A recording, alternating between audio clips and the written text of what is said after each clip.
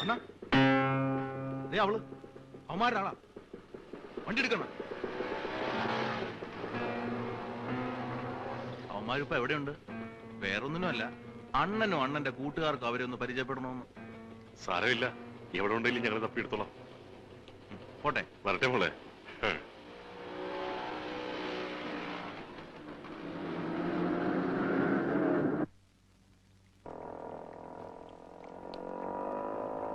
ഗോവിന്ദൻകുട്ടി ഉണ്ടോ? ഇല്ലല്ലോ, രാവിലെ ഒരാൾ വന്ന് കാറ് കയറ്റി കൊണ്ടുപോയതാ.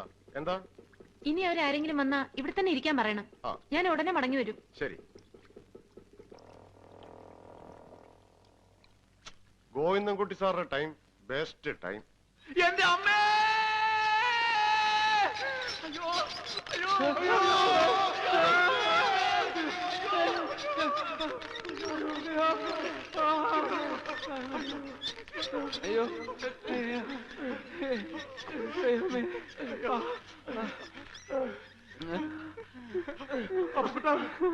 ഗോവിന്ദൻകുട്ടി, കുട്ടി,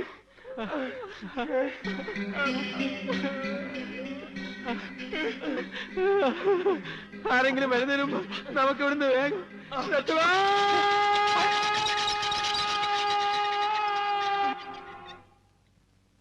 ഞാനിപ്പോ അവരുടെ 4 പേരുടെയും വീട്ടിൽ പോയി അന്വേഷിച്ചിട്ടാ വരുന്നത്. അവരവിടെ എങ്ങുമില്ല. ഒന്നുകിൽ പേടിച്ച് എവിടെയെങ്കിലും പോയി ഒളിച്ചിട്ടുണ്ടാവും, അല്ലെങ്കിൽ അവളുടെ ആളുകൾ അവരെ അപകടപ്പെടുത്തിയിട്ടുണ്ടാവും. ആ പാവങ്ങൾക്ക് എന്തെങ്കിലും സംഭവിക്കുന്നതിന് മുമ്പ് എനിക്ക് അവളെ കണ്ടുപിടിക്കണം. എന്റെ ഏട്ടന്റെ ആ കാമുകിയെ. എന്റെ മോളെ കാമുകയില്ല, ഒന്നുമില്ല. സേതുവിനെ പറ്റി ആരോ വേണ്ടാത്ത നുണകളൊക്കെ പറഞ്ഞു പിടിപ്പിച്ചിരിക്കുക മോളോട്. ഇല്ല അമ്മച്ചി, സേതുവേട്ടന് ഇവിടെ ഒരു പെൺകുട്ടിയുമായി പരിചയം ഉണ്ടായിരുന്നു. അത് സത്യമാ. സേതുവേട്ടന്റെ ലൈബ്രറിയിലെ മെമ്പർഷിപ്പ് കാർഡ് ഞാൻ കണ്ടു. അതിൽ ഏട്ടനെ ലൈബ്രറി ചേർത്തിരിക്കുന്നത് അവളാ, ഒരു ആനി ഫിലിപ്പ്. അവളെ കാണാൻ വേണ്ടിയാ സേതുവേട്ടൻ ലൈബ്രറിയിൽ ചേർന്നത്. അവിടെ വെച്ചാ അവര് തമ്മിൽ കണ്ടിരുന്നതും സംസാരിച്ചിരുന്നതും. ഈ കഥകളൊക്കെ കേട്ടപ്പോ ആദ്യം ഞാനും വിശ്വസിച്ചില്ല അമ്മച്ചി. പക്ഷെ ഇപ്പോ ഏട്ടനെ പറ്റി കൂടുതൽ അറിയാൻ തുടങ്ങിയപ്പോ അവര് പറഞ്ഞതൊക്കെ സത്യമാകാനാണ് വഴി. ഇല്ല മോളെ, അങ്ങനെയൊന്നും ഉണ്ടാവില്ല. ഉണ്ടായിരുന്നെങ്കിൽ സേതു അതൊന്നും എന്നോട് മറച്ചു വെക്കില്ല. എങ്കി അമ്മച്ചി അറിയാത്ത ഒരുപാട് സത്യങ്ങളും സംഭവങ്ങളും ഇനിയുണ്ട്. ഏട്ടൻ അതൊക്കെ അമ്മച്ചിയിൽ നിന്ന് മറച്ചു വെച്ചത് എന്തിനാണെന്ന് എനിക്കിപ്പോഴും അറിഞ്ഞൂടാ. അമ്മച്ചിക്ക് തരാൻ സേതുവേട്ടന്റെ കയ്യിൽ ഒരു സമ്മാനം ഉണ്ടായിരുന്നു, ആൻഡ്രൂസ് കൊടുത്തുവിട്ട സമ്മാനം. ആ സമ്മാനം അമ്മച്ചിയെ ഏൽപ്പിക്കാതെയാ ഏട്ടൻ ഇവിടുന്ന് മടങ്ങിയത്. ഇനി ഒന്നുകൂടി അറിഞ്ഞോളൂ, ഏട്ടന്റെ ആ ആനി ഇന്ന് പഴയ ആനിയല്ല, ജോസ്ഫൈൻ ആണ്, സിസ്റ്റർ ജോസ്ഫൈൻ.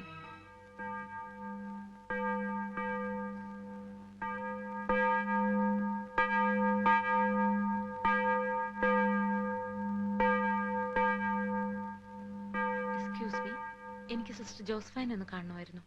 ഇപ്പൊ പ്രാർത്ഥനാ സമയമാണല്ലോ. എന്നാ ഞാൻ വെയിറ്റ് ചെയ്യാം. ശരിയെങ്കിൽ അകത്തേക്ക് ഇരുന്നോളൂ.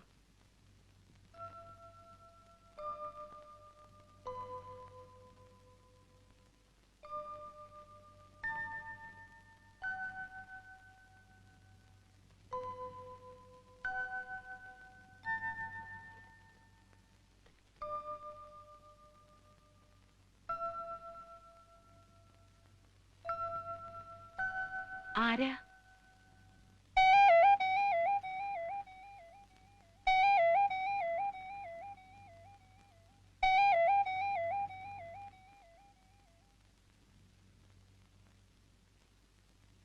കുട്ടിക്ക് എന്നെ തന്നെയാണോ കാണേണ്ടത്? ഞാനാ സിസ്റ്റർ ജോസ്ഫൈൻ. എന്താ കാര്യം? എനിക്ക് കാണേണ്ടതും സംസാരിക്കേണ്ടതും സിസ്റ്റർ ജോസ്ഫൈനോടല്ല, ആനിയോട്, ആനി ഫിലിപ്പിനോട്. നിൽക്കൂ. 1 വർഷം മുമ്പ് ഈ ആനി ഫിലിപ്പിനെ ജീവന തുല്യം സ്നേഹിച്ചിരുന്ന ഒരു ചെറുപ്പക്കാരനുണ്ടായിരുന്നു, ഒരു സേതുമാധവൻ. ഞാനാ സേതുമാധവന്റെ സിസ്റ്ററാ, പേര് മായ. ചെയ്തുപോയ തെറ്റിനുള്ള പ്രായശ്ചിത്തമാണോ ഈ സന്യാസം? ഇനിയിപ്പോ ഇവിടെയല്ല, എവിടെ പോയി ഒളിച്ചാലും ശരി, എത്ര പുണ്യം ചെയ്താലും ശരി, നിങ്ങളുടെ മനസ്സിന് ഒരിക്കലും സമാധാനം കിട്ടാൻ പോണില്ല. അത്രയ്ക്ക് ദ്രോഹമാ നിങ്ങൾ എന്റെ ഏട്ടനോട് ചെയ്തത്. എന്റെ സേതുവേട്ടൻ ആത്മഹത്യ ചെയ്തത് നിങ്ങൾ കാരണമാ, നിങ്ങൾ മാത്രമാ അതിന് ഉത്തരവാദി. മായയോട് ഈ അസംബന്ധമൊക്കെ ആരാ പറഞ്ഞത്? ആരായാലും എന്താ, ഇനിയിപ്പൊ നിങ്ങളെ കൊണ്ടൊക്കെ പറയിപ്പിക്കണമെന്നും സമ്മതിപ്പിക്കണമെന്നും ഒന്നും എനിക്കില്ല. പറഞ്ഞോളൂ, ഏട്ടനെ അറിയില്ലെന്നും പരിചയമില്ലെന്നും കണ്ടിട്ടില്ലെന്നും ഒക്കെ പറഞ്ഞോളൂ. അല്ല, പരിചയമുണ്ട്, വളരെ അടുത്ത പരിചയം. സേതു ഈ നാട്ടിൽ വന്ന അന്നു മുതൽ മടങ്ങി പോകുന്നത് വരെ ഒരു ദിവസം പോലും മുടങ്ങാതെ എന്നെ വന്ന് കാണുമായിരുന്നു, സംസാരിക്കുമായിരുന്നു. ഒരു സ്ത്രീയും പുരുഷനും തമ്മിലുള്ള പരിചയത്തിനും ബന്ധത്തിനും പ്രേമം എന്ന പേര് മാത്രമേ കുട്ടിക്കറിയൂ. ഇനി കുട്ടിയുടെ ഏട്ടനെ പറ്റി എന്താ കരുതിയിരിക്കുന്നത്? ഏതെങ്കിലും ഒരു പെണ്ണിനു വേണ്ടി ജീവിതം അവസാനിപ്പിക്കുന്ന ഒരു വിഡ്ഢിയാണെന്നോ? സേതു ഒരിക്കലും ആത്മഹത്യ ചെയ്യില്ല. സേതു ആത്മഹത്യ ചെയ്തതുമല്ല. പിന്നെ അതിനു മുൻപ് ഇതൊക്കെ കുട്ടിയോട് ആരാ പറഞ്ഞതെന്ന് എനിക്കറിയണം. സേതുവേട്ടൻ ഇവിടെയുള്ള കൂട്ടുകാര്. കൂട്ടുകാരോ? അങ്ങനെ ഒരു കൂട്ടുകാരും സേതുവിന് വിടില്ല. സേതുവിന് ഈ നാട്ടിലുണ്ടായിരുന്ന ഒരേ ഒരു കൂട്ടുകാരൻ ആൻഡ്രൂസ് ആണ്. ആ ആൻഡ്രൂസ് ഇനി മടങ്ങി വരില്ല എന്ന് കുട്ടിക്കറിയാമോ? പാവം അമ്മച്ചി ഇന്നും ആൻഡ്രൂസിന് വേണ്ടി കാത്തിരിക്കുക. ആ മകന്റെ സമ്പാദ്യങ്ങളും കെട്ടിപ്പറക്കി മരണം അറിയിക്കാൻ വന്നു കയറിയതാണ് സേതു ഇവിടെ. അത് അമ്മച്ചിയോട് പറയാനുള്ള ശക്തി ഇല്ലാതിരുന്നത് കൊണ്ടാ സേതു എന്നെ തേടി വന്നത്. ആൻഡ്രൂസിന്റെ എല്ലാമായിരുന്നു ഈ ആനി ഫിലിപ്പിനെ കാണാൻ വന്നത്. എനിക്കും അത് അമ്മച്ചിയോട് പറയാനുള്ള ധൈര്യമില്ലായിരുന്നു. അതുകൊണ്ടാ ഞങ്ങൾ അതൊക്കെ മറച്ചതും ഒളിച്ചതും. അല്ലാതെ മായ വിചാരിക്കുന്നത് പോലെ സേതു എന്നെ പ്രേമിക്കാനല്ല ഇവിടെ വന്നത്. എന്നെ കിട്ടാഞ്ഞിട്ടല്ല സേതു മരിച്ചത്. സേതുവിനെ അവര് കൊന്നതാണ്. ആൻഡ്രൂസിനെ കൊന്നതുപോലെ സേതുവിനെ അവര് കൊന്നു. ആരാ സേതുവേട്ടനെ ആൻഡ്രൂസിനെ കൊന്നത്? ഒരു ഹോനായി, ബോംബെയിൽ എവിടെയുള്ള ഒരു ജോൺ ഹോനായി.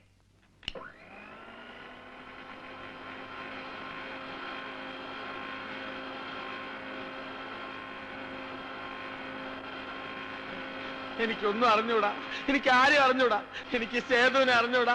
ഞാൻ സത്യമാണ് പറയണത്, എന്നെ ഒന്നും ചെയ്യരുത്. അയ്യോ അയ്യോ അയ്യോ, എനിക്ക് ആരെയും അറിഞ്ഞൂടാ. അയ്യോ സത്യമാണ്. അയ്യോ അയ്യോ അയ്യോ അയ്യോ അയ്യോ അയ്യോ.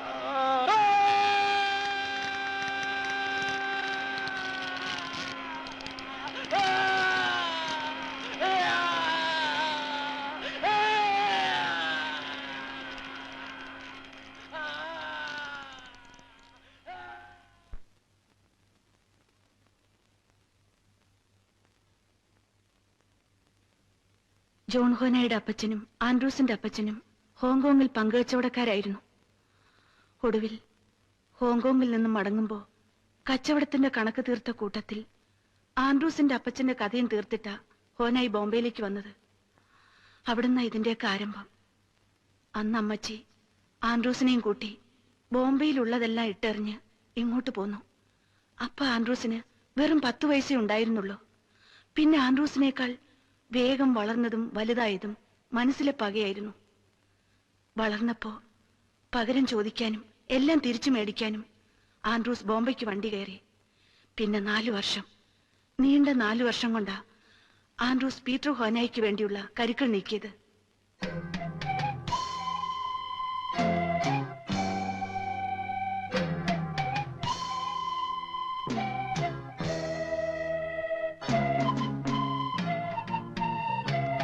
ബോംബെയിൽ ഹോനായിമാരുടെ ശക്തി എന്താണെന്ന് ആൻഡ്രൂസിന് നല്ലോണം അറിയായിരുന്നു.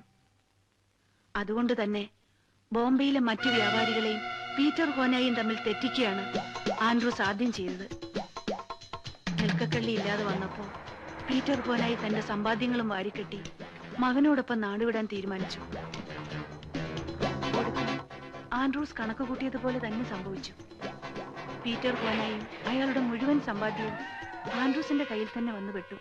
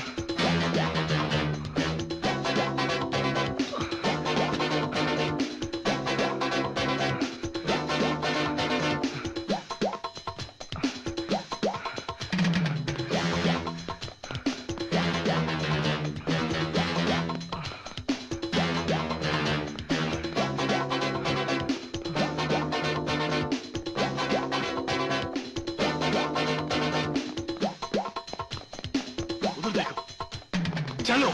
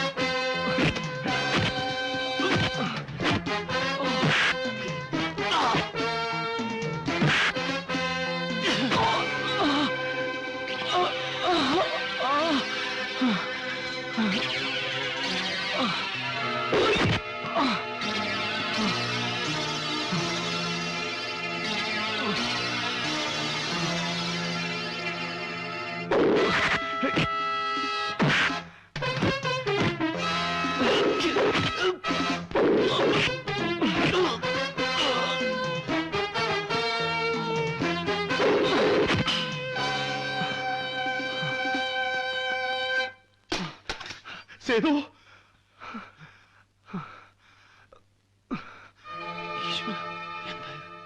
സേതു ഞാനവനെ കൊന്നടാ എന്റെ അപ്പച്ചനെ കൊന്നവനെ ഈ കൈ കൊണ്ട് ഞാൻ കൊന്നു ഇത് കണ്ടോ ഇത് മുഴുവൻ എന്റെ അപ്പച്ചന്റെയാ ഇതിനു വേണ്ടിയിട്ടാ അവന്റെ അപ്പച്ചനെ കൊന്ന് കടലിൽ തള്ളിയത് 20 വർഷത്തെ കണക്ക് ഞാനെന്ത് തീർത്തടാ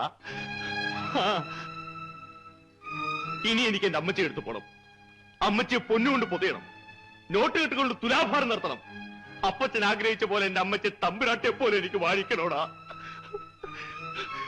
നാട്ടിലേക്ക് തിരിച്ചു പോകുന്നതിന് മുമ്പ് എനിക്കൊരു അല്പം ജോലി കൂടെ ബാക്കിയുണ്ട് ആ ജോൺ ഹോനയെ കൂടി ഇല്ലെങ്കിൽ എന്നെ അമ്മച്ചി അമ്മ സമാധാനത്തോട് ജീവിക്കാൻ വിടൂല അത് തീർത്തിയെ മടങ്ങി വരുന്നവരെ നീ ഇതിവിടെ സൂക്ഷിക്കണം എന്റെ ജീവൻ കാക്കുന്ന പോലെ നീ ഇത് കാത്തു സൂക്ഷിക്കണം ആൻഡ്രൂ എടാ നീ പേടിക്കണ്ട ഞാൻ മടങ്ങി വരും എനിക്ക് മടങ്ങി വന്നേ പറ്റൂ ഈ ക്രിസ്മസിന് ഞാൻ ആ മുറ്റത്തുണ്ടാവുമെന്ന് എന്റെ അമ്മച്ചോട് ഞാൻ പറഞ്ഞുപോയി പിന്നെ ഒരു ദിവസം 2 ദിവസം അങ്ങനെ ദിവസങ്ങൾ എണ്ണി ഞാൻ അവനെയും കാത്തിരുന്നു ഒടുവിൽ ആരോ പറഞ്ഞറിഞ്ഞു കടൽക്കരയിൽ ഒരു മൃതദേഹം വന്നടിഞ്ഞിരിക്കുന്നു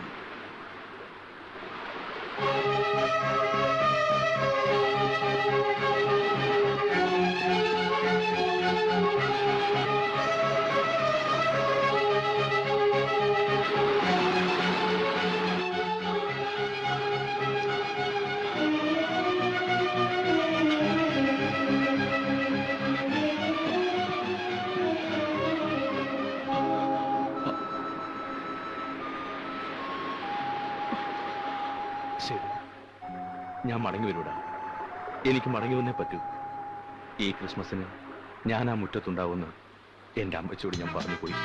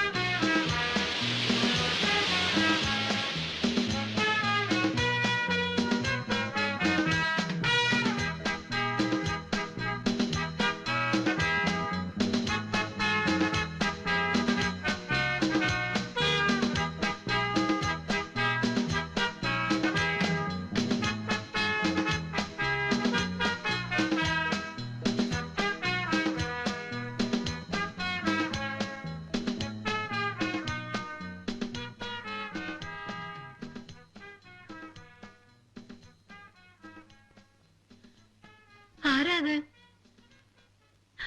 ആൻഡ്രൂസ് അല്ലേ അത്? ആൻഡ്രൂ,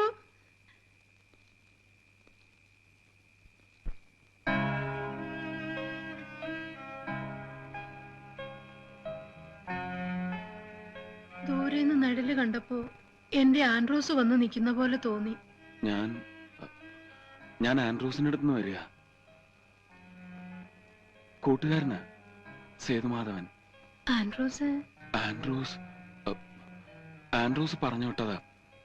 അപ്പോ ഈ ക്രിസ്മസിനും അവൻ വരില്ല അല്ലേ? അ- സന്ധ്യയ്ക്ക് മുമ്പ് അവനിങ് എത്തുമെന്ന് ഞാൻ കരുതി.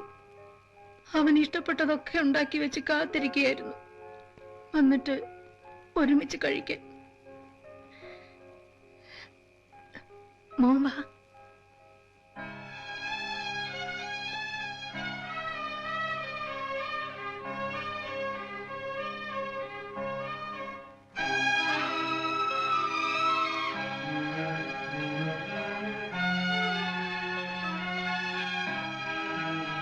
നിന്റെ അമ്മച്ചിയെ വേദനിപ്പിക്കാൻ എനിക്ക് വയ്യ ആൻഡ്രൂസ്. ഞാൻ കൊണ്ടുവന്നിരിക്കുന്നത് നിന്റെ ജീവന്റെ വിലയാണെന്നും ഇനി നിന്നെ കാത്തിരിക്കണ്ടെന്നും ഒക്കെ പറയാൻ എനിക്ക് വയ്യ. പറയാ ആൻഡ്രൂസ്, ഇനി ഞാൻ ഇവിടെ എന്താണ് ചെയ്യേണ്ടത് നീ തന്നെ പറ.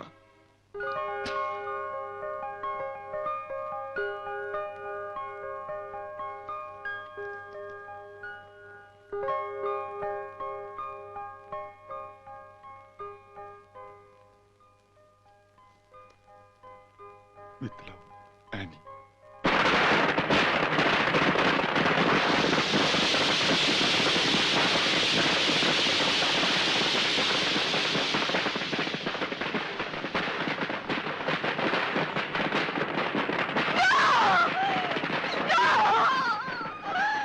ആനി ഇനി അവന് വേണ്ടി കാത്തിരിക്കരുത്.